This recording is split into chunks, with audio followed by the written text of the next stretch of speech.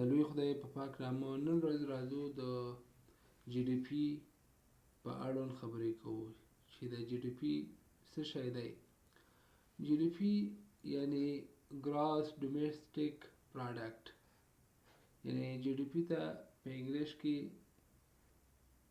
ګراس ډومیسټک پروډکټ ویل کېږي. پښتو کې کورنی ناخالص تولید، په پښتو کې موږ ورته چې وایو کورنی ناخالص تولید.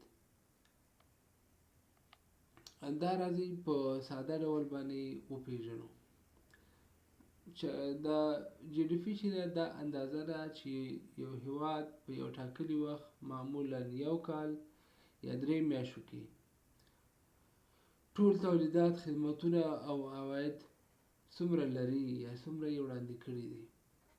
په بل عبارت جی ډي پي دا ښیي چې د هېواد اقتصاد څومره لوی دی او څومره فعالیت کوي. او جی ډي پي کې څه حسابېږي؟ په جی ډي پي کې دغه لاندې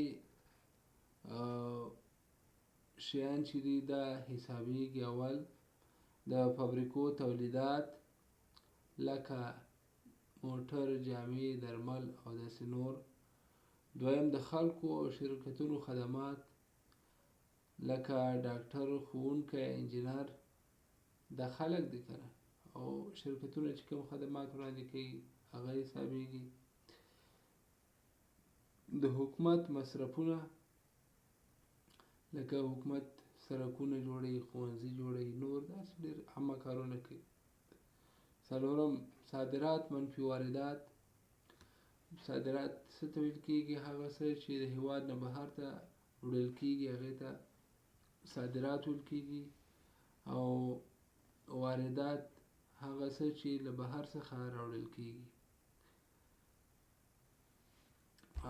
د جی ډي پي اهمیت، د جی ډي پي اهمیت چې ده د هېواد د اقتصاد تودوخه ښیي. جی ډي پي چې ده د یو هېواد د اقتصاد تودوخه ښیي.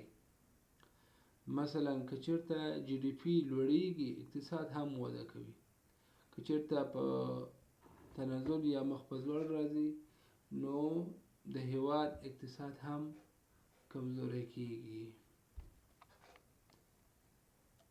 د بېلګې په ډول باندې که چېرته افغانستان 20 میلیارده ډالر دا جی ډي پي ولري نو دا معنا لري چې ټول هغه څه چې په افغانستان کې دننه تولید شوي او یا د هغې خدمات ورکړل شوي دي دا ټول د 20 میلیارده ډالرو په ارزښت باندې و. نو دا و نن د جی ډي پي اړوند معلومات.